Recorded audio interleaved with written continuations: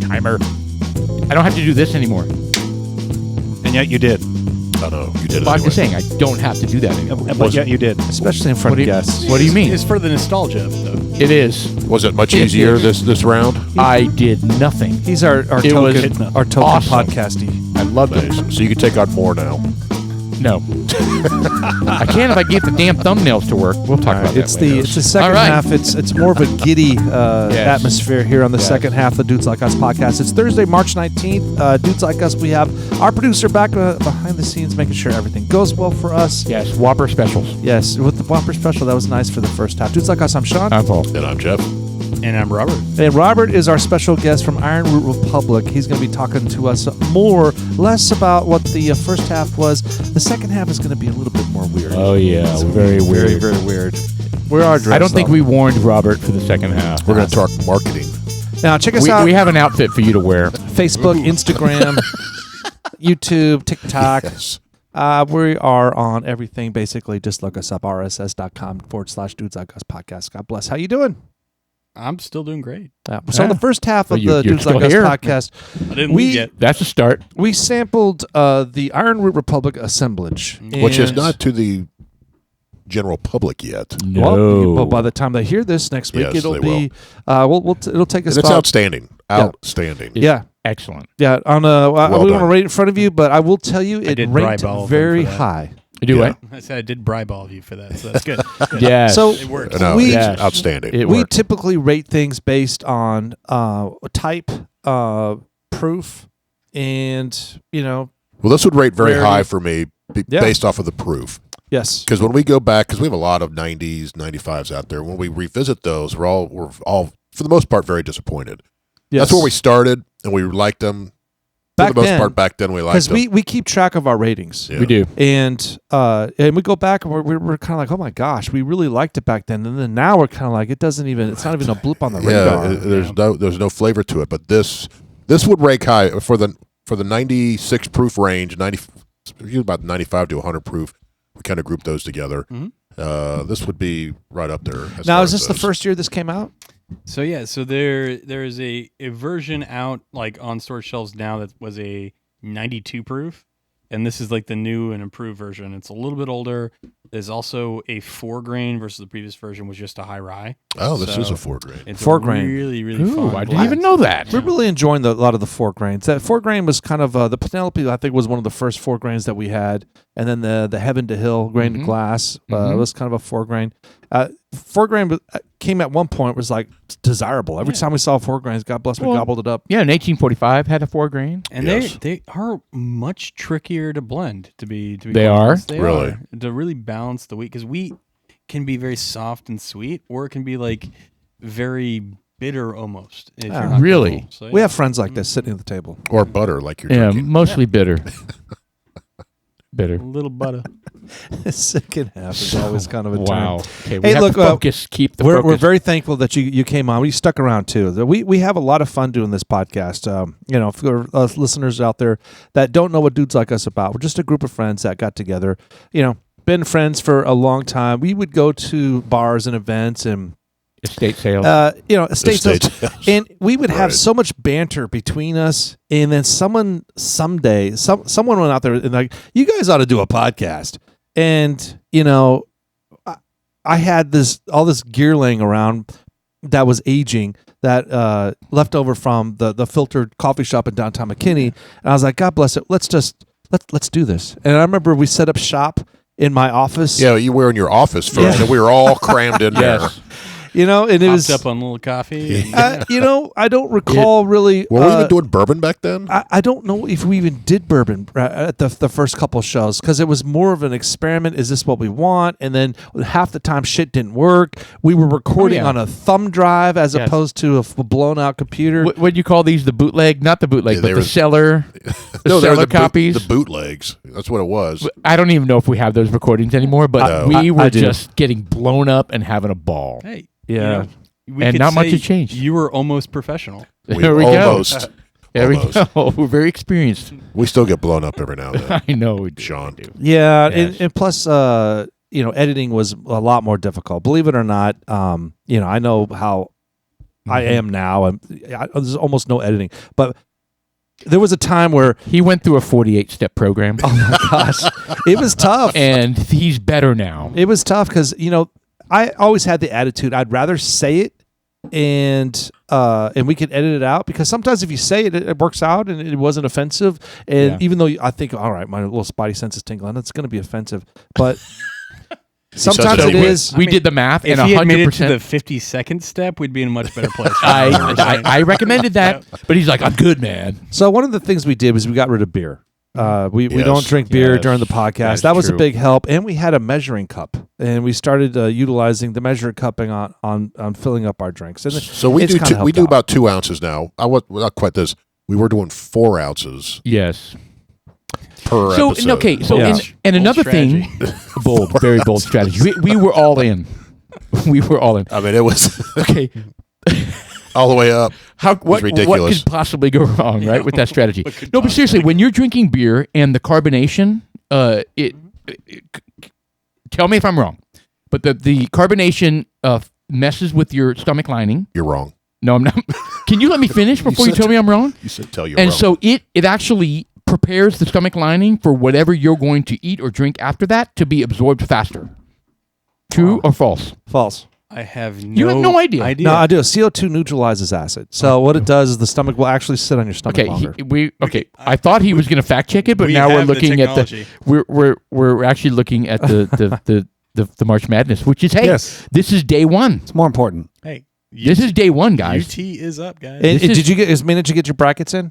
I did. I did not know. I got my bracket in this morning, and A&M is winning 57 to Ooh, 44. against a higher seed. Yes. I called it though. I mean, come Be a on. bit of an upset. Probably a 2-3 point upset. Not really. All right, well, Which- let's skip to the chase. What was your Final Four?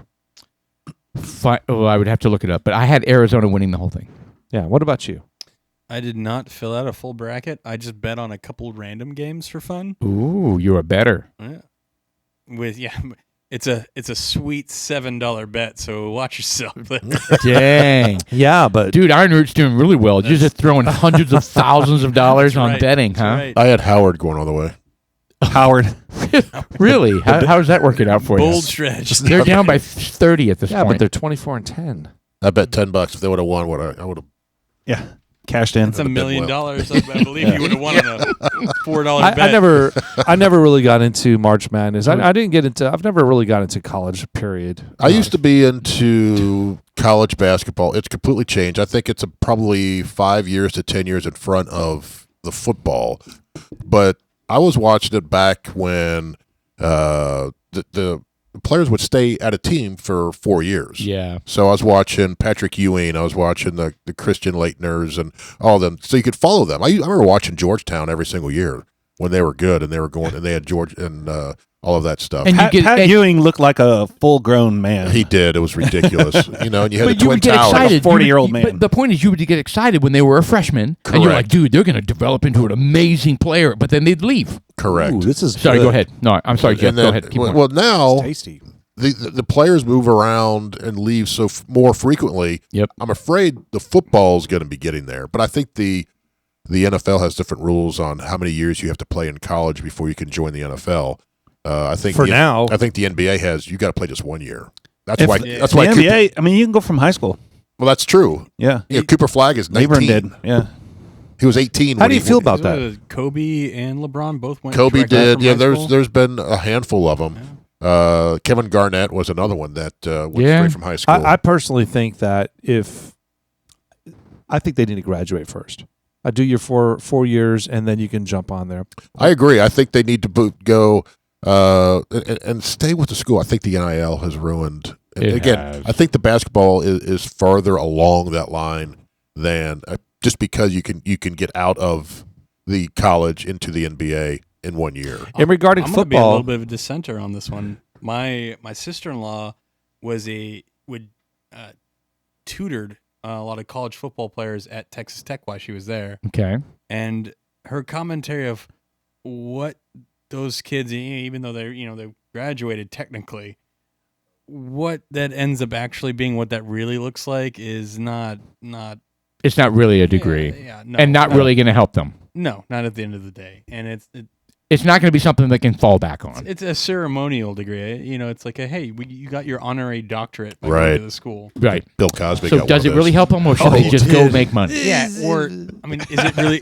If it's something that's just for show and it's not actually meaningfully teaching these student athletes things, and they're not actually taking classes, Right.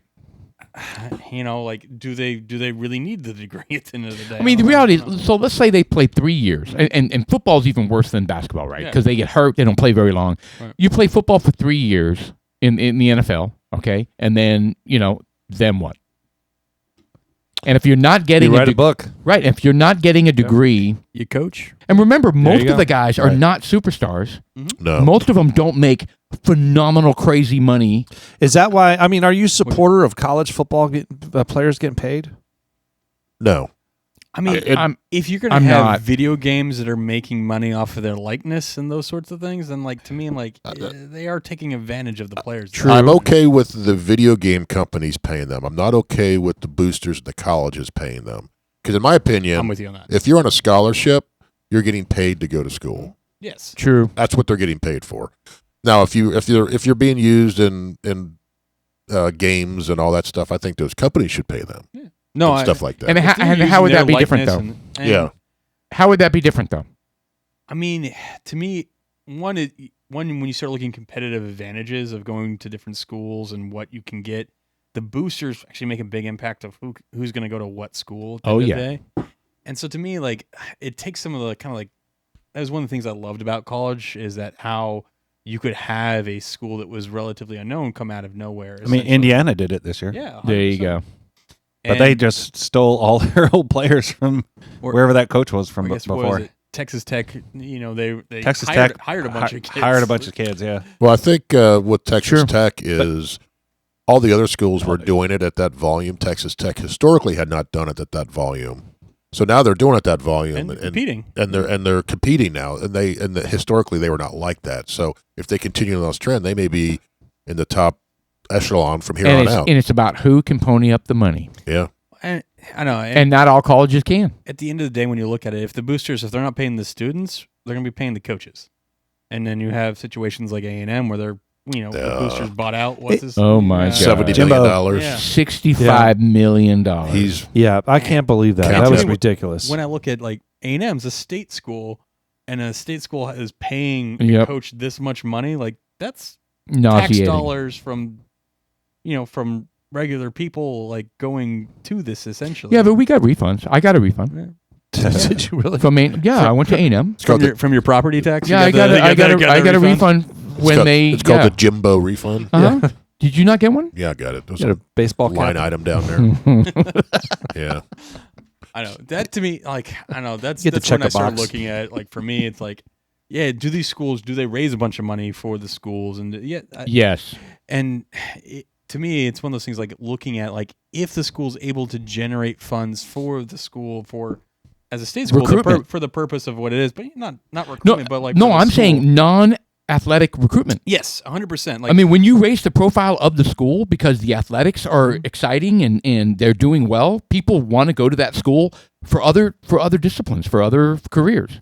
And that's what I'm all there about. Again, one of my biggest issues like with schools today is, I go back and I look and I talk to my dad when he was going to college. He would during the summers he would work, and during the summers he could earn enough money to pay for school and pay for a living. Yep. And it's essentially impossible now. You can't do that. I know. And to me, like schools have developed in such a way where they have, the climbing gym and the lazy rivers and all the cool stuff that It's a racket. but it costs so much money to operate that it's raised the cost of all these schools, and now you have to incur debt in order to go. And to what school. they pay for their teachers and Not their to mention the professors. professors It's a racket, dude. paid It's a a lot. total racket and the levels of administration. for what you're getting. And these rec centers at some of these colleges are just they're insane. insane. And the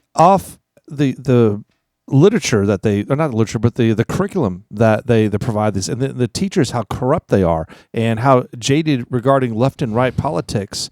It's just like, what are we doing with these schools or nowadays? if you go to a school that has this really well-known professor, but the professor's not actually teaching the class; it's the student the aides, TA. Right. The TAs that are teaching Yeah. it. Like, That's insane. And he's making $3 million a year. and that TA in order to teach that class is incurring $30,000 in debt every year for Right. the privilege of teaching other students. Like I would that's recommend insane. they come up with a new strain of schools, and maybe they'd have one. It's called community college, but where you focus on education, I hear you. and that's it. And Collin College is like that. There are no sports. Yes. Yeah, and I'm all sports. for it. I think there should be more schools like that. Look, if you want to play sports, I get it. It's essentially it's a league. That's for then, sure. You know, And then you look at Grayson College, community college, with the baseball team. A lot of MLB players came from that team. yeah. And you start looking at what community college has a baseball team. Like I had no idea about any of this. Like it's kind of crazy. Didn't Cam Newton come from Blinn? Yes, he went there briefly. So here's a reality about junior college sports that people don't know. There are very high quality Division I quality players in junior sports, but they can't get into the colleges, right? Yeah, Their academics are so fucking horrible that they can't even get in. But so here's the thing. For somebody who's like a star high school player, but you're not good enough for Division I, you think, okay, I'm going to go to a junior college, I'm going to prove myself there, and then I'm going to try to work my way into it and transfer, right? And then they see the talent that they're up against in the junior college, Yeah. They're like, and nope. they're like, I have no shot. These guys are better than... I need to go to class and start learning what I'm supposed to be learning. Right, exactly right. Because these guys are better than a lot of Division I schools simply because they don't have the academics to get into those colleges. It's crazy. Yeah, there was a program out. It's a reality show where they were following one of those JUCOs, and Yeah, a lot of JUCO. them are problem kids too, where Yes. they were at these D1 schools and they got kicked out Yep. because they were just not good people. So they were at these JUCOs trying to rehabilitate themselves. Like the 48-step program. 48, yeah. Hey, they do work. Like, do They they work. It's very yes. Do they, A Sean? lot of trial. Well, there's definitely an increase. It's He's get better. been through it 4 times. Yeah. After you get So past hold the on, 28 48 steps, times 4. the Well, chance you of get success coins. I've increase. got like hundreds of coins. You know. So it's really like 200-step program. Right. Okay, Right. never mind. Sorry, Jeff, I cut you off. JUCO. Oh, no, I was just saying, I don't think the program's out anymore, but it was interesting because I'd watch it and these kids were, and you'd bang your head against the wall. You're like, you have everything in front of you, but you're just You mentally, emotionally, you know what that's can't put called? it together. Frontal lobe Yeah, well, development. a lot of these kids didn't have it. I can tell None you. of our kids have it. I mean, dude, we're asking our youth, especially men, boys, they really are boys. We're asking them at 18, 19, 20, and 21 to make decisions for the rest of their lives. And their frontal lobe their frontal lobe is not even remotely developed. It's kind of like the military. You know, you're sending them out to war at that age. Right. It's because Well, that's you know, perfect for war because it's like, oh, charge over that hill. Okay, I'll do it. Because you're not, you follow me here? I think you're thinking financially is they can't think ahead of themselves. They're like, I'm going to buy this big old house, this car, this whatever. That's why I think it's irresponsible for them to be getting money at that age. You know, especially if it's going to be part of the curriculum. You know, and at the same time, you're like, all right, well, the schools I are. thought you were talking about soldiers. I was like, well, I think No, they should no, get no, paid. no. They should get paid. Yeah. I'm home with that. They should get paid more than other people, Yeah, for sure. Yeah, in well, my opinion. I think that. Well, whatever. I don't want to talk about military, but what is the? Do they have the WNBA? Not the. Is there like the sport of the Olympics now? There.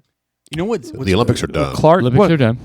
what's crazy is What do you the NIL has allowed a lot of the like secondary sports to start making a lot of money through things like I have Nellie who works for us. She has a niece who actually she was a gymnast at one of the major colleges, and through TikTok and because of the NIL was able to make a living and actually develop a whole career Love it. just off of that. Her niece is Nice. Livy Dunn. That's amazing. Friends with Livy Dunn, Oh, okay. actually. So which is the ironic part of LSU, it. really? Yeah. She Oh, went. she was She LSU. went to the wedding of Livy Dunn and Paul Skeens. So Are you serious? yeah, Yeah, That's Paul awesome. Skeens, he was in Deadpool, I do believe. And Paul Game of Skeens? Thrones. Yes. What? Isn't that his name? Isn't he an actor? Ryan Reynolds. No, he's a baseball player. Paul Skeens?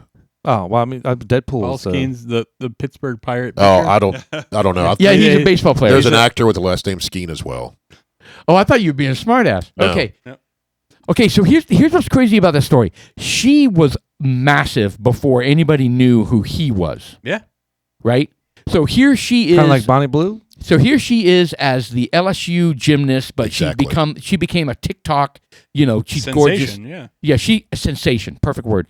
And then they're talking about how she's not available. She's dating this guy, and who's this guy? He's a baseball player for LSU. But right? was she?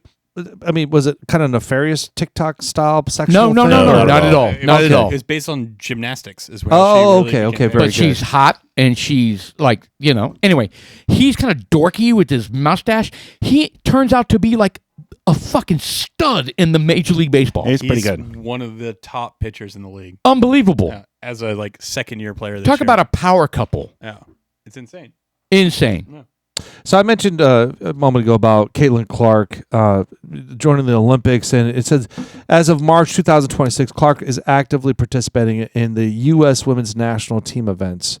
I Yes. just thought that was interesting. So it's Yeah. not the Olympics. It's not, no. Right. So they just had a tournament in San Juan? Yes. And of course they crushed everybody. But the whole story was Angel Reese and Caitlin Clark are on the same Team USA. right. And Are they playing well together? they are, but it's like I mean, they won. I mean, yeah, she went to the end of the line and Reese held out her hand and Caitlin turned away from her and didn't. Oh, come on. Every single story I read is how they're feeding into this Reese and Caitlin Clark hating each other. If And I it's- was the two of them, though, I would feed into it because it creates a storyline. I'm wondering, and builds up the WNBA. I'm wondering if they're doing it on purpose. I literally, because it's ridiculous. My heart hopes that they are because it would be genius. 'Cause It would be. you need to have a good guy and bad guy You do. colliding. Yeah. to A little build- yin and yang. Yeah, you need that to make Yes. the WNBA raise And they its need profile. that because the Yeah. WNBA needs it. They need some help. I mean, it's getting better. And frankly, Caitlin Clark's put a big spark in that program. Is that Yeah. season kicked off yet? No, it's been delayed because they were haggling over their player, Oh. owners and players, but they verbally came to an agreement yesterday. Good. So, but the problem is they've never made a penny, right? I mean, it's like, don't get It's all crazy. it's all subsidized by the NBA. Yes, and don't. I mean, they are on the precipice of Yeah, I actually think doing with something Caitlin real. and Angel Reese. Yes. that And now Paige, Beckers or For whatever it is. Dallas? Yeah. she's a stud. I think when you have the personalities, that raises the profile of the entire league. I mean, you look Yes. at even the NBA when it was struggling.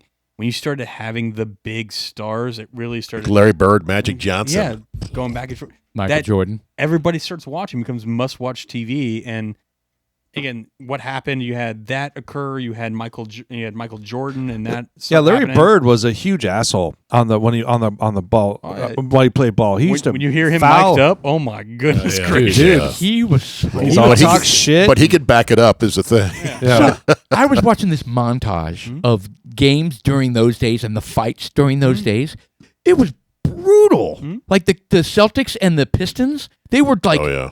I mean, they were clotheslining each other and like brawls. I mean, It's vicious. I was like, holy shit! I don't remember that. They don't stuff. play like that and anymore. I watched it. Well, I they watched can. all of that. It was normal back The then. cameras are a little bit different now. I mean, they're Fucking excellent. Bill Lambier, Oh, Mr. Lord. Cheap Shot Oh, Artist. yeah. Remember him? Yeah. Oh yeah, Bill Lambier. Oh Well, if you- my God! If you breathe on LeBron right now, he flops to the ground. Yeah. So, I what are you can't going to stand do? it. That's why I don't watch it. But when you see like how the NBA is now, it's more popular than baseball. Yes, But baseball, they had the fight where they had the lockout season, yes. and that's when the NBA That hurt with 'em. Michael Jordan and everything Yep. just that skyrocketed. hurt them.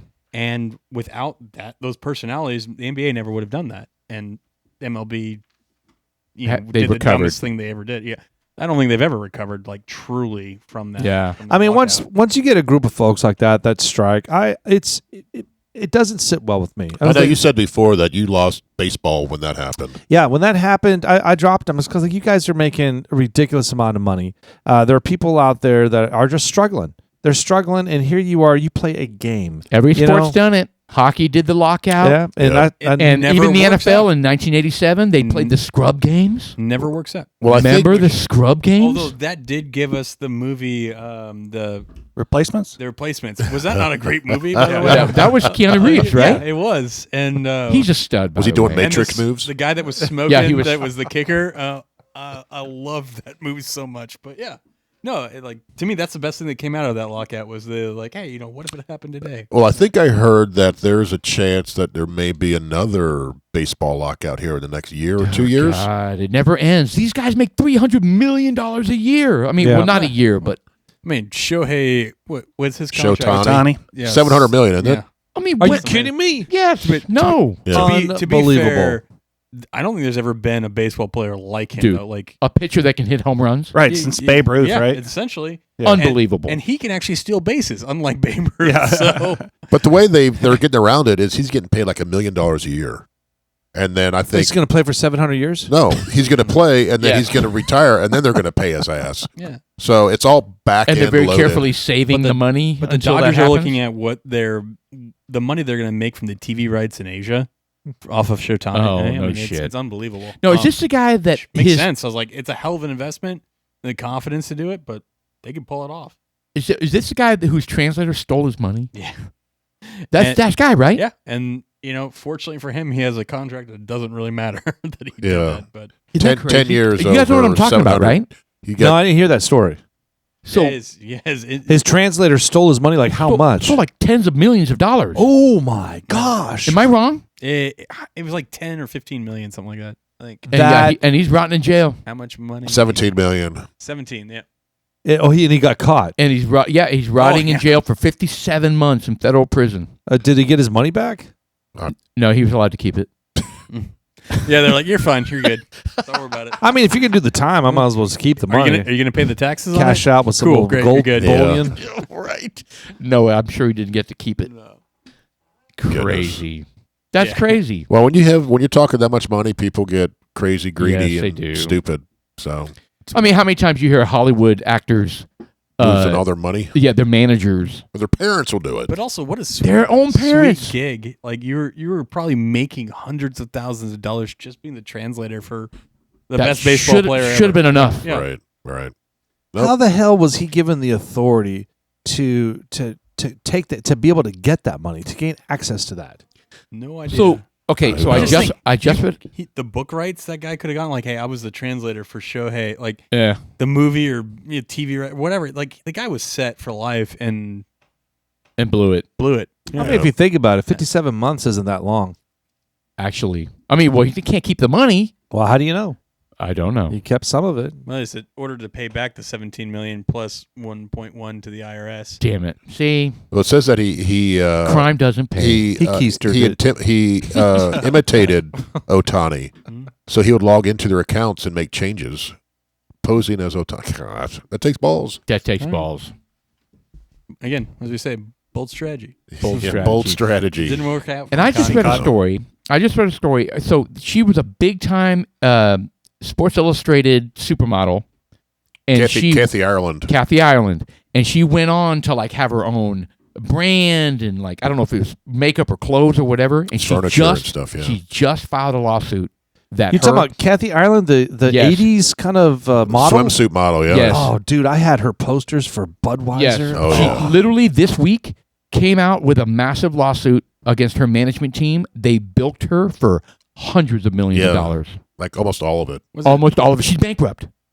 Like Yeah. I don't think she's bankrupt, but She- crazy. She have like a mom that was Look her at this. manager. Like what? Yeah, long-term business managers alleging they swindled her and her husband $100 million. Good. Suit alleges the defendants Unbelievable. took out loans in Ireland's name, drained savings, and misled her regarding her financial health. And they just Decades. and they kept asking them, "Hey, how are we doing?" Oh, your great grandkids will never have to worry. And they were like, "Okay, thanks." Don't worry, we gave it all to Bernie Madoff. You're sad. You're That's amazing. Can you imagine having that kind of trust in somebody, and then you have nothing when you look in your bank account? Well, when you hand over your funds to like a financial planner, you're doing that. I've got one, and you're just like, is he a Madoff? yeah. You hope not. Wow. I mean, Dude, if you give your money to somebody named Madoff, you Oh, get what good you deserve. point. That's a good point. yeah, she was smoking out. She is still actually very, very pretty. Yes. She's in What her a s- horrible story. Yeah. So our management team for the Dudes Like Us podcast, are they? Dewey, Cheatham, and Howe? Yeah, they're great. What was that from? That's the Three Stooges. Okay. Anyway, wow, we're all over the place. This is how this podcast goes. We haven't even looked at the board. We started with the NCAA tournament. Oh, we did with the tournament. And yeah. look where we are. That's all right. Yeah. You know, look, we're excited. You brought in several selections, and the first half, we've already discussed that, and we ranked it very high. The second half is Cellar Reserve. Typically, we wait towards the end of the podcast. Let's go ahead and just dive into this now. I noticed this one's in the older style bottle. Come on. Yeah, the old shit. What's going on here? So old school. He's just clearing it out. I brought you November, December release. I apologize. Son Yeah. of a bitch. It's okay. Hey, you gave it your best effort, man. I tried. So this is the second edition of this, it says. Is that what that means? Technically, it is the second batch. The first batch, the initial one we did was only 200 cases of it, just because we wanted to see how people responded, and Sure. it sold out within about 4 days. And so we were like, "Oh God, we gotta make more." So we made a second batch of it for How often does that happen? Where you undershoot, where the demand completely overshoots what you thought? Typically, we undershoot because I'm a very pessimistic person when it comes to this stuff. A lot of times we don't have the ability to make a second batch that quickly, but we had enough aging of this because there's certain the finishing casks we use for this. They're some of my favorite barrels, so I always make my brother stuff those barrels full. So Nice. so we were able to make another batch more quickly than we would normally. But Do you ever? But you still have to age it. no, it was aging alongside. So this is actually I see. this actually was in barrel the same length, or actually longer than what the first one. I got you. So you convinced him to not age it longer and release it. I was like, it's you ever it's refill- already really good. You ever refill some of these barrels? Oh yeah, about 20% of our barrels will refill. Well, I meant you have a barrel. It's been sitting there 6 years, and you've lost 20% of it. Do you ever cap it back off? Oh, good question. No, we can't. The government gets really finicky if you try to do that. That messes with things. So the only way that you would do that is if you're building a Solera system of where you're pulling off some and then you're filtering down, filling down. No, I don't understand that. But the Solera system. Solera Describe that. So this was really developed with fortified wines originally, but you'll see occasionally done with whiskey. Occasionally, what they do is they take let's say you start out with your oldest whiskey, you had 10 barrels of it, and then you had 10 barrels of a year younger whiskey and then 10 barrels of a year younger than that. Okay. And you'd build 4 or 5 years worth or 6 years worth of casks of these ages. Okay. So the first batch, you just pull off half of the bottom barrels. Essentially, it's hey, I have 10-year-old whiskey. We bottled this 10-year-old whiskey, and then half of it. Half of what was in those barrels. And then what you do is you take half of the barrels that were a year younger, and you fill it into those barrels, and it fills the barrels back up. Okay. So now you have half of it's the older whiskey, and half of it's a year younger. Sure. That's going to age another year. And then when the time comes, you pull half of those barrels out again. That mixture, And you just keep doing filtering this. down, and you can have it. Some of the Soleras that are on the port side could be 10, 20, 30 years of their aging, and just slowly filtering it down into the barrels that you're going to pull out of for bottling. So ultimately, you have a little bit of super old stuff in there, Right. and you'll see somebody hey, this has some 100-year-old, 100-year-old port in there, and there is theoretically a small there's portion. a small portion. But what you do is you end up doing, because one, it helps create consistency with product because you're blending down into what was previously released. So you have some of what was already there and blending the new in. And also it is adding a little bit of age to that final product every single time you do it, because the stuff's been in barrels slightly longer. So it's kind of a combination of things that you'll see done on that end. So that's what a Solera system is. But with bourbon, the moment you pull it out of a barrel, you can't put it into a barrel that's already had product in it, because then it's not bourbon anymore. Because of the rules. Yeah, you'd have to put it in another brand new barrel. Oh, I see. That makes You have sense. to double oak it. Is it Castle and Key? There's one, or is it Blade and Bow? There's one that does a Solera. It's the old Stitzel-Weller, isn't it? That they Blade said and Bow. Yeah. that they said, well, there's still some original of the old Stitzel-Weller in there because we use a Solera, right? Kind of a hunter stew. So, And you're thinking, well, how much is that? really? Whatever Diageo does on that end, I don't know. but you can do That's it. what You can do it. You just can't call it a bourbon. It's not technically bourbon Right. anymore. You call it whiskey. If someone calls it bourbon, I have a lot of questions. I've seen it where they've called it bourbon, and the argument has been, well, the barrel wasn't completely empty, so technically it was still a new barrel because we didn't reuse it. So there's some ambiguity in the rule? There's even within whiskey, there's a lot of ambiguity within the rules. Interesting. Now, and not that people will take advantage of some of these things that are ambiguities, but there are some that exist that theoretically you could look at doing if you wanted to. Like one of the ones that exists is so like bourbon, especially a bourbon that's over 80% corn, is technically corn whiskey. The moment it distills, it's corn whiskey. Yeah. But if you put it into a new barrel, it becomes bourbon. Right. So if you took corn whiskey and put it into at least 2 years, yes. used bourbon, no, there's no age requirement for bourbon. To be a straight. Oh, straight bourbon. Straight whiskey has to be at least 2 years. My bad. That's one of my pet peeves. The rules? I mean, you talk about what grinds my gears is straight bourbon. And you go to the store and you look at some of these bottles that are up there and they got a tiny hint of yellow. And you're like, what? Did they not use an actual barrel? Did they just pour the distillate onto a bunch of oak chips and let it fall into the bottle? Yeah. It's just ridiculous. No taste. Theoretically, you could take a barrel, a brand new barrel, cut a hole in one end, and if you had a still that just continuously ran and it went directly into the barrel and it just ran through the barrel and out the other side, you could. It's a bourbon. It's bourbon. As long as it never stops filling, it technically is still a new barrel because you've never. Does anybody do that? No. Didn't Pabst do something like that? Pabst had a 30-second aged whiskey. They didn't call it bourbon because they were smarter than that. They would have gotten. You said Pabst? It was Pabst. Yeah. Yep. A subsidiary of Pabst Blue Ribbon? Yep. Yes. Oh, yeah. They had a whiskey that was 30 seconds aged. Oh. That's also Blanton's, isn't it? Oh, jeez. No. Okay. Blanton's. Whoa. Shock. Shots fired. Whoa. Shots fired. Everybody get down. Get down. Lobbing bombs. Have you had the privilege of tasting the Pabst? Paul's on the 50-step program. I have had the privilege. Oh. And it is a privilege, let me tell you. Oh, goodness. Oh, shit. No, it's... 30 seconds. And so there's like, so theoretically, like if something is corn whiskey, it could always technically become bourbon. At least that's the argument. Now, I've never seen anyone age corn whiskey for 10 years in a used barrel and then move it to a new barrel and then call it bourbon. Again, why would you do that? It's a gray area of whether you could do that, but that's not the point. People, I could see you guys doing it as an experiment. I could see anybody doing it as an experiment. But not calling it bourbon. Personally, I wouldn't call it bourbon. I may put bourbon in parentheses, but no, I would never do that. Like that's. I mean, most people in this business are all about making the best product they are totally invested in. It's an artistic thing to some degree. You know what I'm saying? There's not a lot of people that just want to pump out shit that's crap and. Well, I mean, whoa, maybe I don't not. know. I mean, look, when you get to become these larger conglomerates, I think they lose sight of some of the quality. When they start. Fair enough. I mean, I wouldn't know. I would have thought that everybody that's in this business wants to, do a good thing.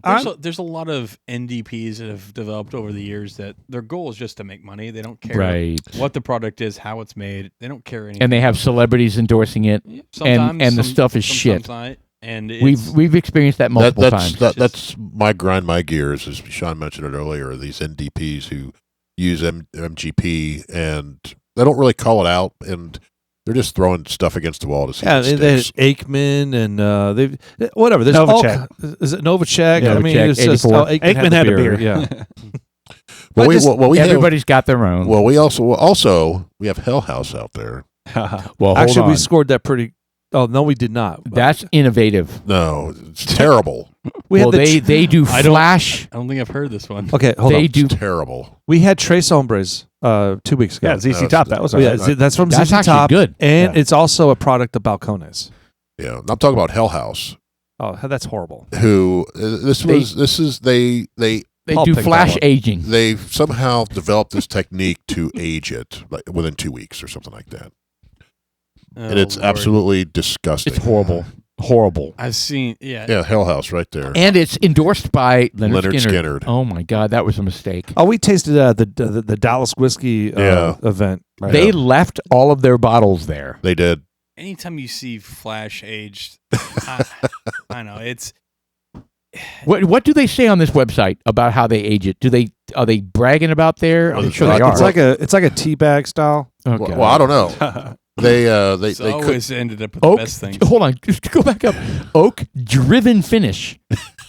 What does that mean? They pressurize it. It's oak driven. Hey, I they don't could. know. It's like a, It's like like a making a pressure diamond. cooker. It's like making a diamond out of There's a coal. lot. So with whiskey, you have this process called esterification. That's and it exists in a lot of different industries and whatnot. That's these. Again, when we're talking about some of the stuff in the tails, it takes time to break down to really form into like the really good tasting stuff.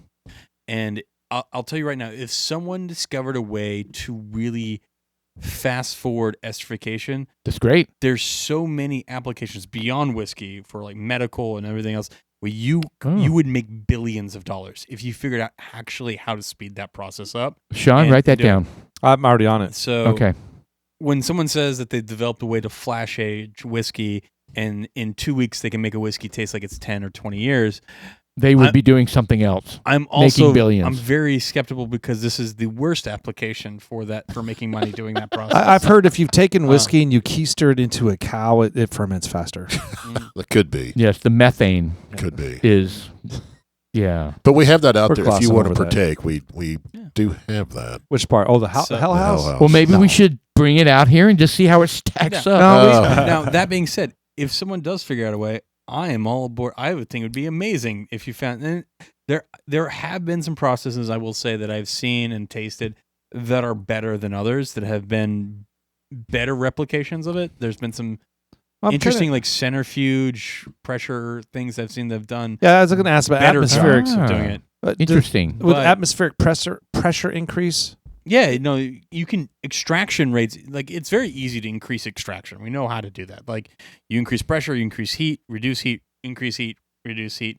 Yeah, it's going to force things in and out of the oak.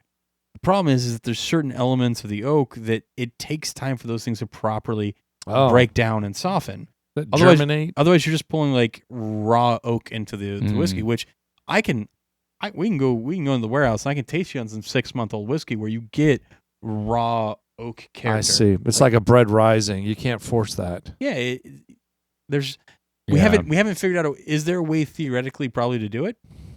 Probably, and as soon as someone figures it out, it'd be super cool, and it'd be fascinating to me, and Yeah. I'll tingle all my nerd things. You just Yeah, need but to I think introduce it'll ruin it. enriched uranium, I think, is what. That's true. It'll ruin the business. There's no way I've seen that's really a true 100% replication of it. Even when people say we took it and we put it in a mass spec and we compared, the reality is mass spec will show you like what's in the product, but how it presents on palate and how people taste is a very different thing than that. This artistry is 100% about time. I think AI is going to It's- figure it out Oh. I don't think so. because Paul's had great luck with AI. I do. I have tremendous luck. Let me get on ChatGPT and I'll tell you how you can get your product out, Robert, in an eighth of the time. Would you like me to look it up we or can no? call it 8 fingers whiskey because there's 8 fingers on the hand of the picture that you generated. There's actually there's actually 2 arms with 30 fingers, Right. but I bet. So going back to the cellar reserve, I noticed this down at the bottom, this little image here. What significance is that? So that's the Trinity symbol. You have it used with Celtic Right. Celtic heritage. Historically, it's meant a number of different things, but also like the Trinity and Christianity. And so for us, what this is actually there's 3 different finishes for this whiskey, and it's how those finishes interact that makes them really enjoyable. There's some that are good by themselves, but when the 3 actually come together, they're significantly better than when they're just by themselves. Gotcha. All right. So that's what that represents. Well, good. Well, good. Another outstanding whiskey, in my opinion. it also has very small print. Mhm. Would you like to try to read that? I'm out. Mhm. Oh, okay. So I get my like I said, phone out. My family notoriously has 20/10 vision, so we don't have these issues that you normal folk have. Nice. Yeah. You know what? You got readers. Very nice. Very nice. I just recently started wearing glasses, and I they just come in handy. So I did my just- brother. I give him such a hard time now that he's Mm. got ones that he hangs on the bottom of his nose. It's really great as a little brother. I gotta tell you, man, Brother it does must that. be awesome working with your brother, or just having family members around, and as long Most as it's days. copacetic. Most days. some days you get brotherly love gets in there a little bit. Sure. But no, I'll be honest. I don't think my brother and I would have the relationship we do today if it wasn't for the distillery. And the same thing with my mom and my dad. It's one of the things that we talk about all the time. Like when I was growing up, I saw my grandparents maybe a week or two a year. You'd see them at Christmas. You'd see them at, maybe Easter or maybe during the summer or something like that.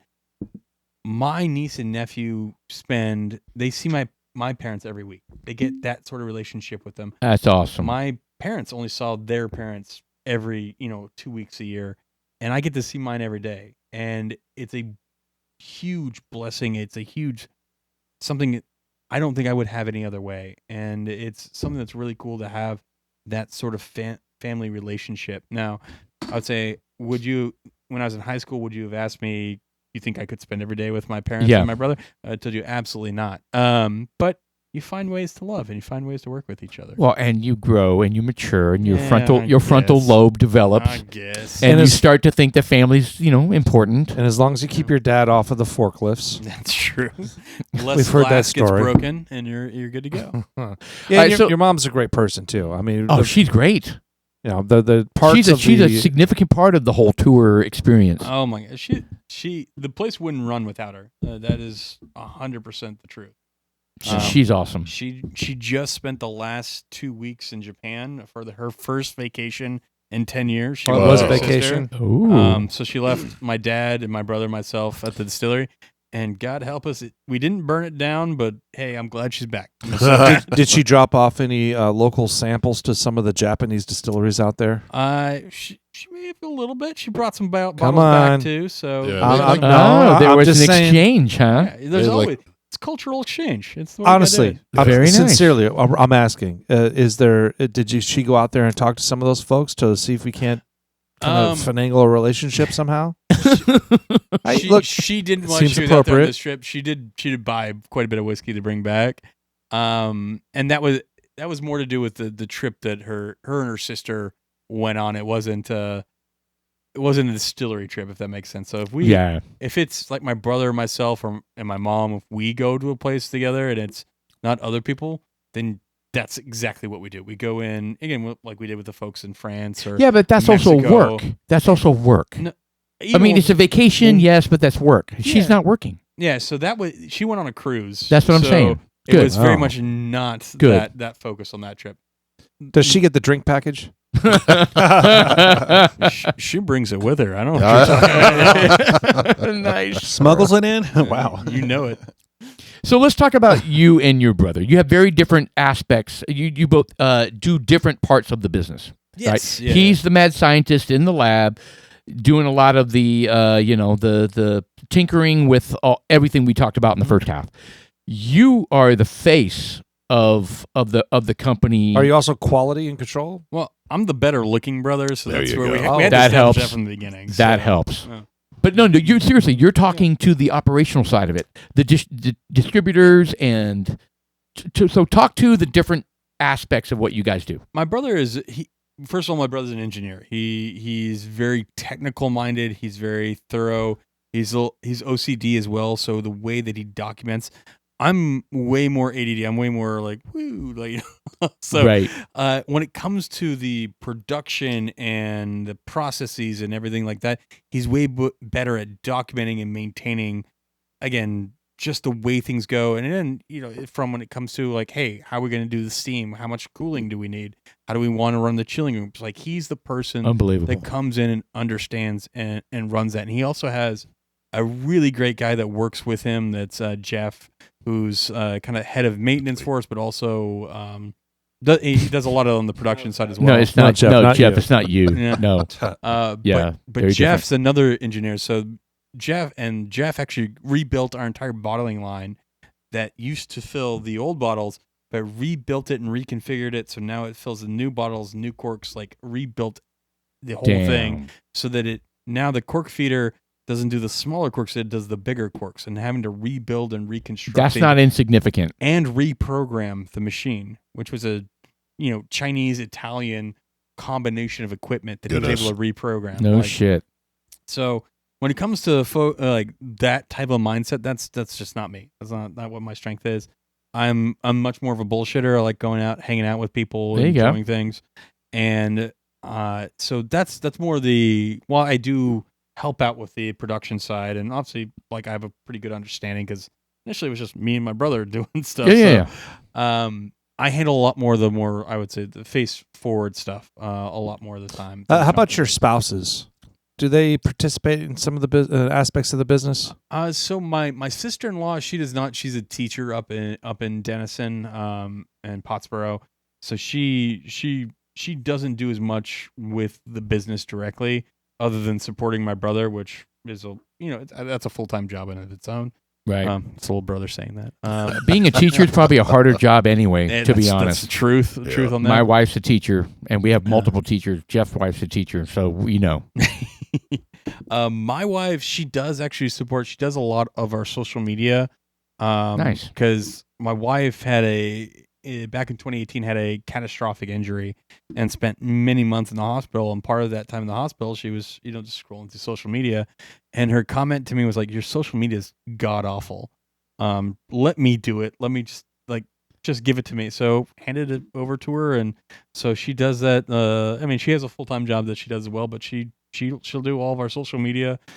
Her favorite thing in the world is to reply to people's comments with like different like GIFs and memes and all sorts of stuff. Nice. So if someone's responding to you and there's like a goofy like photo GIF that's being responded, that's my wife doing it. That's it. So Okay, good to know. Good to know. but she has a lot more. She's much funnier than I am. I'll say that. So the most recent video that we put out there, like she's the one who took that and helped come up with the concept and did all the music and fun stuff to it. Very nice. Yeah. That's super cool. Well, look at you. Look at you. Yeah. Looks super cool. So we actually- you act like you know what you're talking about on that video right there. No, I did not on this one. Hey, see if we can't pull up the YouTuber that you were on. The Mr. Bruzel? producer. Yeah. How do you spell that name? That's on YouTube, yeah. Yeah, Did you already find that, Chuck? No, I It's- don't even know how to spell So it. It's BREWZLE, I think. Yeah. yeah, there you go. Top one. Yeah, and then You can do Ironroot with that, and it'll show up. I've watched a few of his things, and There you go. he's a character. is he a big guy? Yeah, when he's talking about thumbnails, you can see the thumbnail in this video is pretty ridiculous. Yeah, that's exactly it. You're like, what is this thing about? That's See, that's what I'm trying to do. when we made here. whiskey using beaver nuggets from Buc-ee's and Doritos. Interesting. And That's is that fun. Ironroot? That's not Ironroot right there, no? Yeah, Yes. sure it is. Oh, yeah, it is. Okay. Mhm. Yeah, see if we can give you a little bit of audio there. Yeah, you can see. Right. Having a I good time see, because yes. right now I am in Denison, Texas at Ironroot Republic, and we are going to do a little bit of a tour, learn a little bit about how they make whiskey. We're going to get into some of the weird things that they've produced over the last 12 years. What's interesting about Ironroot is they actually have the still that we have. We bought Wheat State Distilling out of Kansas, and they have an identical still here. I think we're probably going to end this video on some really, really weird whiskeys. Hi, I'm Jonathan Likarish. And he was right. I'm the, Yeah, He's right. Yeah. Well, I think I don't know what he did. I don't know if this is what he does full time anymore, but Oh yeah. I don't know what he did previously. But I know he goes around just buying up like barrels and barrels of No kidding. He's at whiskey. So he's doing pretty well. 846,000 subscribers. Yeah. Yeah, well, that's something to be said about that. Doing pretty well. He's got the gift of the gab. He's got a good voice, and he puts out a good product. You know, I mean, I've seen a lot of his videos. Yeah. You know, it just Seems like a funny guy. Oh, Yeah. where's he based out of? He is Mississippi. Yeah. He's I Georgia, wanna say. Mississippi, Yeah. somewhere down Yeah. in that way. Very nice. Yeah, well, maybe he can come on our podcast. That'd There be a we lot go. of fun. Next time I'll tell him. Yeah, he should. He comes through this Give him way. a I shout know out. he does videos here. I've yeah, seen that. We and- would appreciate the camaraderie and the discussion. Yeah, well, that'd I'd be cool. appreciate the exposure. Let's be real. God bless. Yeah, that too. That too. Right. No, seriously, we could use it. Yeah. Well, what tip for Ted? You know what? That's Cellar Reserve that we're sampling, and I went ahead and jumped onto the second bottle here, the Saints Alley Port and Coney. I gotta be honest, it's weird seeing the bottle with Saints Alley now because it's not what I normally see with the Saints Alley. Yeah. It's a completely different logo. Mm-hmm. You know, I'm digging it. I dug. What's going on, Paul? Yeah, well, I mean, I did. What He's the wild. hell? You're panicking here. I'm panicking. We went to a third bottle, and I'm and you trying weren't to- even notified, right? No, no one tells me shit around here. Yeah. Well, jeez. Damn. Well, I have to say, all three of these are grand slams, in my opinion. Thank you. And you look at, we're not kissing your ass. We've had tons of garbage because we're honestly we have a lot. We've also had a lot of good shit too. Yes. So we know good stuff. Paul we'll- picked some really bad ones in the yeah. beginning. Look, Old Williamsburg is a lot better than you guys think. that coconut oil. God bless that. I think Really? they stopped making that, by the way. No, they didn't. I think I heard an article that they were going out of He's business. just like, I still buy it. They're wrong. So when we were first starting, 6-7 years ago, Paul just there's no fault because it was all luck at the time. We were just buying shit, but We it didn't just know turned anything. out that Paul kept buying stuff that just wasn't good, not true. and so he got Totally not true. Their shit sucked too. Just not as It bad. was all terrible. It was a lot of fun. It was it was growth is what it was. To be honest, that's one of the best ways to build your palates is by tasting things you're like, oh, I hate that. Let me figure out why I don't like that. Yes, We started out at the $30 bottle of everything. yeah, and you And know then we got to 40, 50, 60, 70, 80, and then started splitting, right? We went to $100 bottles and $140 bottles.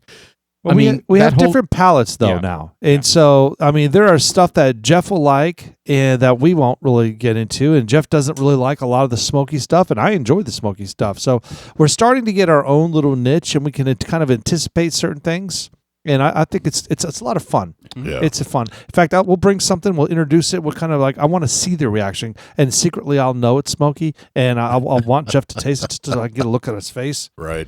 And he'll- Okay, so what's Surprise. new about this Saints Alley? The new bottle we're talking about here. So, Other than the bottle is new for so sure. one of the big things was a lot of people didn't realize that we made Saints Alley. And so that was one of the things we wanted to like, hey, we are proud of this. This isn't just like a side brand that we're not proud of. Right. And it's one of those things that a lot of the feedback we kept getting from people was like, this whiskey is really good, but your packaging's terrible. And I don't think it was terrible. I don't think it was bad. no, But Yeah, but it's not Iron Root. How is it terrible? Like what did they say They said specifically it was what was really- wrong with it? it was really kind of plain, I guess the best way to describe In it. old Englishly? Yeah, that it just wasn't. It's like a St. Abbey. It didn't feel premium. I guess that's what Okay. the commentary we got from a Okay. lot of people, and which is fun. I mean, if that's the way you feel about it, it is what you feel. Hey, perception is huge, dude. But Huge. So for us, we were like, okay, if we want to bring Saints Alley and Ironroot back together and make it one cohesive thing rather than two separate things, because that's really what it was, two separate things we were doing. Yeah. And so we're like, all right, let's find a way to bring it back in that makes sense and that really, so people know where this product comes from. Under the same emblem, and bottle. same type of bottle. We had to have two websites and two different names, and that's just tough to Why? deal with. Why did it start that way? It started that way because of so Saints Alley. It's Was it actually a your collaboration. pessimism attitude where Yeah. you weren't sure one was going to fail? Yeah, no. It was because initially when it came to Ironroot, there was nothing we did under the Ironroot brand originally that had any sort of source liquid whatsoever. Mm-hmm. And so got when we you. first I see. were There releasing you in go. 2020, we were really concerned that if we did do something on the Ironroot That's brand, what we have. then people would be really We got the Nobleman rye. That oh, was it's so good. That people would be like aghast that we did anything with sourcing. So we started it separate because it had sourcing. It has I our, see. It all has our liquid in it, but there was sourcing with it. And so then, as I think was it the market- distillate? what? What would you source? Oh, the liquid. Yeah. So some of the The Saints- aged stuff. Yes, the Saints Alley actually has some MGP, has some Kentucky bourbon in it, and so then it's blended with our whiskey. So it Yeah. was, and again, it was initially in 2020 when we came out with it. The reason why we wanted to explore a lot of cask finishing because we had just spent a lot of time in France with, especially with Chris, who's our kind of partner, and he's one of the blenders on the Saints Alley side. We'd just spent a lot of time in France, and we wanted to explore some of these like cool, really fun casks that we'd kind of come across and had made friends with the people who were making the cognacs and the Armagnacs and stuff.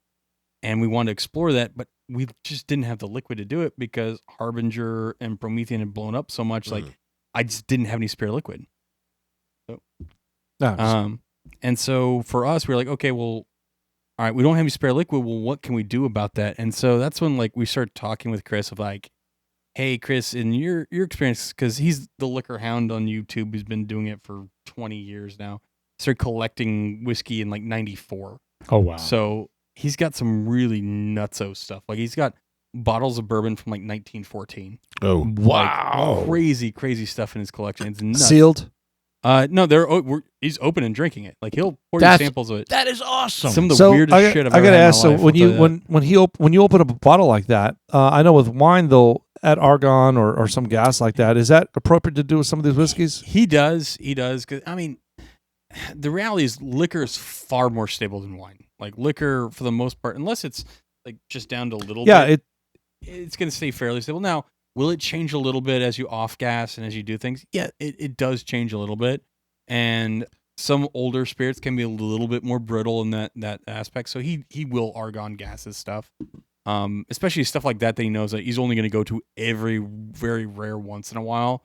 Did you try some of the 1914 stuff? Oh yeah. So he'll let you try it. So what was that like? Man, What was that like? is it a standard whiskey or is it just completely off the It wall? was bourbon. It was called Black Gold, and it tasted like sweet pine sol. Is the best way to describe it. Ooh. Really? That's not good. It wasn't the best thing I've ever tasted in my life, but it was extraordinarily interesting. I'll tell you that. And it's- For sure. well, a lot of the whiskeys back then they made in a bathtub almost. and you they're know? not. They weren't older whiskey. So like, I think that's like a really fun misnomer for me. For a lot of people, is a lot of people thought, oh well, back in the day they were making these really old whiskeys and bourbon. Bourbon, even when it came to like Jimmy Russell back in the day, he would tell you that after it got over like 6-ish years old, it got too old, right. and he didn't like bourbon over the age of 6. So it was never aged that long. No, it just sat in a it wasn't- bottle it for wasn't- 100 years. It wasn't intentionally. And when they ran into the big glut in the 80s, what happened was they started doing all those crazy decanters. And you'll notice that a lot of the decanters will actually have the age labeled in months. It'll be like 120 months or something like that on there, Okay. because they were trying to obfuscate how old the whiskey is, because the perception Oh, and That it wasn't that great. yeah, the perception was if they had let it age that long, it was because it wasn't that good of a barrel.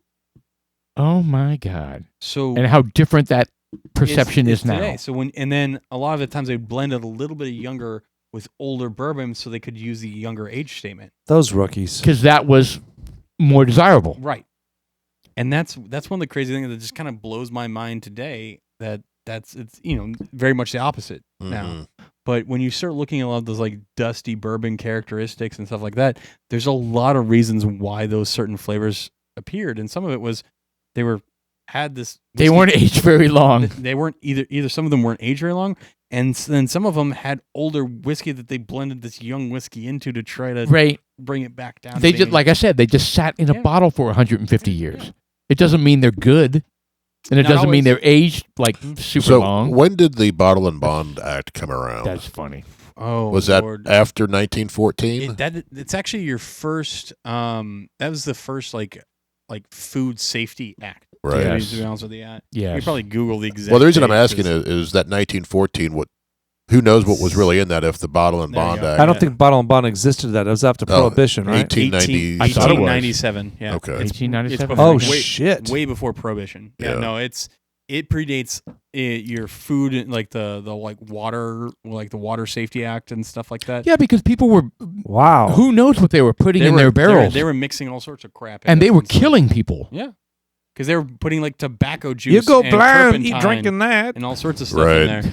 Yeah, And so yes, yes, that John. it was a really important act. That's how they sounded, too. No, they didn't. But yeah, but what's crazy is you also had things that are bottle and bond back then that wouldn't allow to be bottle and bond today. Like Right. we found records of Denison back in the day. They were making a bourbon cream, bottle and bond in Denison, 100 proof bourbon cream, Wow. Oh, right. and it was nuts. And and again we have all the records of all that, and I'm just like, I want to redo that. Yeah, That sounds okay. awesome to me. And then most people are like, most bourbon creams are like 60 proof. right. How would you even do that? Just don't add as much water to it. Let it be higher proof. You don't have to the cream you're adding to it, you're not dropping the proof. If the barrel's 120 proof, drop it down to 100. We've actually never talked about creams Now, would the on this podcast. That's the first time, would actually. the Ever. does the alcohol content do anything to the dairy product in there at that higher proof? It doesn't cause it to curdle. No. Some of it you would think now the way that they treat the cream and stuff like that, it helps with preventing some of that. But Okay. no, at that higher proof, no, they were making like a legit. It was one of the really cool products from Texas historically was a Bottle and Bond 100 proof bourbon cream. I wonder why no one has done that. Yeah, yet. why did that not catch on? Because Bottle and Bond now, I don't know if you could label a bourbon cream as Bottle and Bond Well, anymore. well, even just 100 proof cream product. I'm Yeah, most of that stuff is like So- lower proof, and it's like whoopee, kind of like. It's like, I'm not gonna it's have like that. it's very I have to drink a desserty. gallon of that to get a Have buzz. you guys ever talked about an Ironroot cream? Yeah, and I'll tell you that it's one of the desires we have, and at some point, it will come, and it will be 100 proof, and I will tell you that that's exactly what we're going to do. So how's that? That's awesome. How's that even work? Like, walk us really quick. I know we're running out of time, but walk us through making a bourbon cream. So you would take so historically they would take like fresh cream and use to make it. There's companies that come in and they stabilize the cream because like bourbon cream back in the day you'd have to keep it in the refrigerator and it would only last for so long. Right.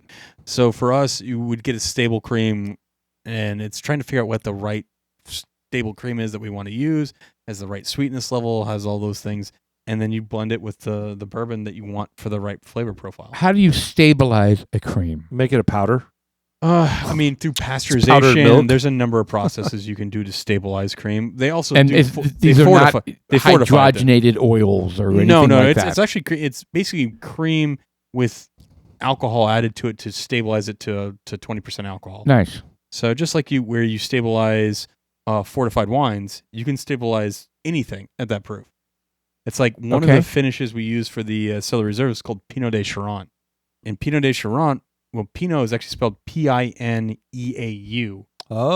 not Pinot, yeah. Right. you would expect. Right. And so Pinot de Charente, what it actually is, they take fresh pressed grape juice and cognac, they ferment it maybe to about 1%, so they barely ferment it, and then they take cognac and they add it to it and they fortify it to 20% alcohol. So it's like grape juice that's been fortified Wow. to 20% alcohol, and then they barrel age that for years. I would love that. It's amazing, and they drink it before and after dinner. And What is it called? It's called Pinot de Charente. Is it kind of like a port? Can I It's buy kind- that it's at Total Wine? You can, I'd say, the ones you're going to buy here in the United States are typically fairly young. They're like 2 or 3 years old, which there's still some pretty good ones. But when it starts getting crazy and really fun is when it starts getting 10, 12, 13 So years it's old. basically grape juice that is like totally loaded with alcohol. Exactly. I would love that. It's batshit. It's amazing, and I absolutely love it. And they joke in cognac that they make terrible table wine, so they just drink Pinot instead, which is the Pinot de Charente. Well, I got to tell you, Pinot de I want Charente. to encourage you to keep up the exploring attitude that you and your brother have. And the cream. just you make the cream. Keep going coming. with this stuff. Keep reintroducing new products. We're going to support you guys 100%. 99% of the products that you put out there, we are 100% on board. You know, I say 99 because no one can be 100, you know? Nah, we got some weird stuff we Yeah. do. But we all love weird stuff, and we're so thankful that you took the opportunity to come out here and visit with us. And we're huge supporters. We've always been huge supporters It's of only you. 2.5 Yes. years in the making. So Yeah. Right. This is true. That's all right. Yeah, And- you jumped on it. You jumped on it. But early. right on top of it. But you Yeah. know what? This is the perfect timing because we probably needed that 2.5 years to mature a little bit enough to Yeah. be able to receive you like this. And you know what? Right. We've done a lot of work in our podcast room to make it what it is and where we're at right now. And I think this is the perfect timing. And I just want to say thank you Yeah. sincerely and genuinely for I am coming out here. totally jazzed by the conversations we've had. Yeah. Seriously, this has been so insightful. It'll take me 2 years to edit this and put it out, but you know, that's, Oh, for come sure. on. For sure. I mean, everything Sean said. He's going to be a silent movie. yeah, you just won't hear him on the podcast. I'm Charlie Chaplin, so Yeah. just I'll be animation. That's all I'll be. No, but you know we're looking forward to going back out to the distillery, and you know Yes. it's weird because you know you can't go out there. every time we go out there, it's the same song and dance, you know. But we want to jump on some of the newer products you have going on. We want to chat about it. So I'm gonna stay in touch with you and kind of poke you a little bit. And you don't check emails, do you? No, you got to text and call me. Anything coming up that you want to plug? I mean, obviously, the release of the new bottles, the cast strength assemblage coming in here in a few months is going to be phenomenal. So get ready for that. Any events? I mean, basically, our events are only just bottle releases. So come out and hang out and drink with us. We're going to be doing a collaboration with ICC here in Frisco. We're going to be doing. What is ICC? It's an industrial cigar company. Okay. That's just up by the soccer stadium. Okay. You're going to introduce your cigar blend? It's going to be, we're doing not our typical cigar blends. They're actually doing a custom version of Silla Reserve. We teamed up with a cigar company to do it. It's going to be really fun. Not the Herald 10-year cigar blend. No, that we will be doing that again later this year. That one's a pretty epic release. So you guys definitely need to come up whenever we release it. Oh, please. It's so yeah. good. Yeah. But seriously, when you guys get a wild hair, let me know. We'll just do a barrel tasting. Come on up. We'll dive in. I'd love to taste the. Then we'll get a hotel room. But There you go. No, you have beds up Whatever there. we have to do. What is this, a brothel? What's going on? Yes. Did I miss something? Yeah, these two could share a bed. You never know how the night ends. No, you're talking about the second story balcony thing you were talking about? Exactly. I'm in. Jeez, is that the? Okay. I'm Sean's going to have his whole CPAP mask on. Yeah. I got a battery-powered CPAP machine. I'll have to get. Meanwhile, Robert's writing in his notes, dudes like us, no. That's a not invite. That's a no invite. Right. That's a no-go. No, we enjoyed you coming on here. Thank you very much for taking the time to come out very here. much so. All right, well, look, guys, it's the second half conclusion of our March 19th, Thursday night Dudes Like Us podcast. Happy spring break. It is. Oh, my gosh, spring tomorrow. God bless, man. I am enjoying the weather. It's up and down, up and down, up and down. God bless. What'd you say? What's tomorrow? Spring. The official first day of spring is First tomorrow. day of spring. The reason I know that is my sister's birthday is March 20th, and it's always the first day of spring. March Madness. Hey, we need some updates. Texas one, Texas A&M one. Take a ticker. We're good to go. Good to go. Okay, Texas team. Moving on. They're doing well. What about Texas Tech? Did they play today? Suck. They suck. Nobody cares. Well, some people do. God bless. tell my I'm brother kidding. that. I'm kidding. Hey, we're all in on Texas teams. My Come son graduated from Lubbock as well. on. And TCU won. We're on board with that. Texas teams. They did beat Ohio State. A little upset about that. What's They play tomorrow. They play tomorrow at 11. Is that what's going on? Tech? Okay, all right. All right, well, thanks, guys, for listening tonight. Dudes Like Us, check us out on everything. Everything. Facebook, Instagram, etc., etc. Ironroot Republic. Mr. Robert, you're the man. Good stuff. Thank you, Chuck, again, for staying on top of shit. Dudes Like Us, I'm Sean. I'm Paul. I'm Jeff. And I'm Robert.